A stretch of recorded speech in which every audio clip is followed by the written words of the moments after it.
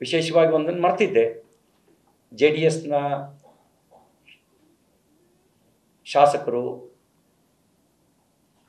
ಮತ್ತು ಕೇಂದ್ರ ಸಚಿವ ಶ್ರೀ ಕುಮಾರಸ್ವಾಮಿಯವರು ಆದಿಯಾಗಿ ಈ ಸಂದರ್ಭದಲ್ಲಿ ಬೆಂಬಲಕ್ಕೆ ನಿಂತು ಮಾತನಾಡಿ ಸಾಂತ್ವನ ಹೇಳಿದರು. ರೇವಣ್ಣವರು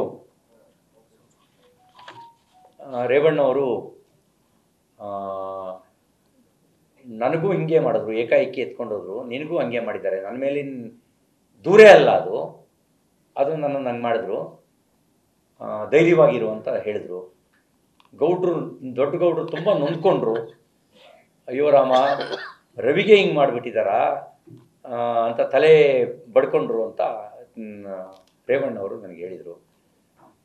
ಇವರೆಲ್ಲರಿಗೂ ನಾನು ಕೃತಜ್ಞತೆ ಸಲ್ಲಿಸ್ತೀನಿ. ಇನ್ನು ಚಿಕ್ಕಮಗಳೂರು ಸಂಸ್ಕೃತಿ ಬಗ್ಗೆ ಮಾತಾಡಿದ್ದಾರೆ. ವಿಶೇಷವಾಗಿ ಚಿಕ್ಕಮಗಳೂರು, ಮಲೆನಾಡಿನ ಕರಾವಳಿ ಜನ, ನಮ್ಮಲ್ಲಿ ಏಕವಚನದ ಪ್ರಯೋಗವೇ ಕಡಿಮೆ.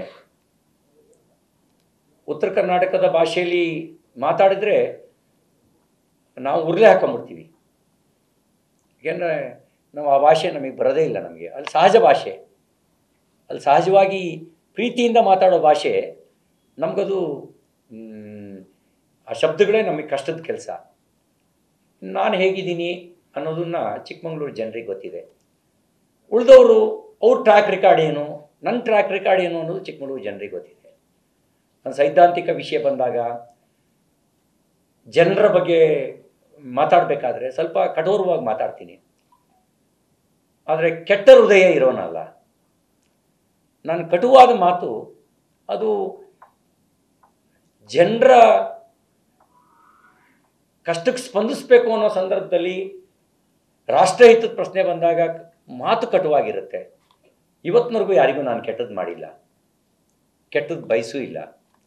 ಹಾಗಾಗಿ ನಾನು ಯಾರಿಗೂ ಕೆಟ್ಟದ್ದು ಬಯಸೋದಿಲ್ಲ. ನನಗೆ ಯಾಕೆ ಕೆಟ್ಟದ್ದು ಬಯಸಿರೋ ನಂಗೆ ಗೊತ್ತಿಲ್ಲ. ನಮ್ಮ ರಾಜಕೀಯ ವಿರೋಧಿಗಳು ಕೂಡ ನನ್ನನ್ನು ಕೆಟ್ಟ ಮನುಷ್ಯ ಅಂತ ಚಿಕ್ಕಮಗಳೂರಲ್ಲಿ ಅಂದಿಲ್ಲ.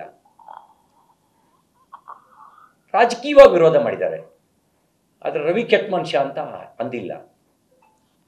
ಆದರೆ ಈಗ ಇವರೆಲ್ಲ ಸಂಸ್ಕೃತಿ ಬಗ್ಗೆ ಮಾತಾಡಿದ್ದಾರೆ.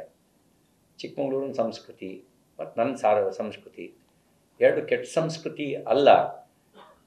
ನನ್ನ ಟ್ರ್ಯಾಕ್ ರೆಕಾರ್ಡನ್ನು ಚಿಕ್ಕಮಗಳೂರು ಜನ ನೋಡಿದ್ದಾರೆ,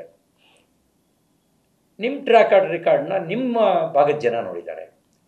ನಾನು ಜನರಿಗೆ ಬಿಡ್ತೀನಿ ಅಂತ ಹೇಳಿ ಇಷ್ಟು ವಿಷಯವನ್ನು ಸಂಕ್ಷಿಪ್ತವಾಗಿ ಹೇಳಿದ್ದೀನಿ. ನ್ಯೂಸ್ ಫಸ್ಟ್ ನಿರ್ಭೀತಿಯಿಂದ ನಿಮ್ಮ ಪರವಾಗಿ.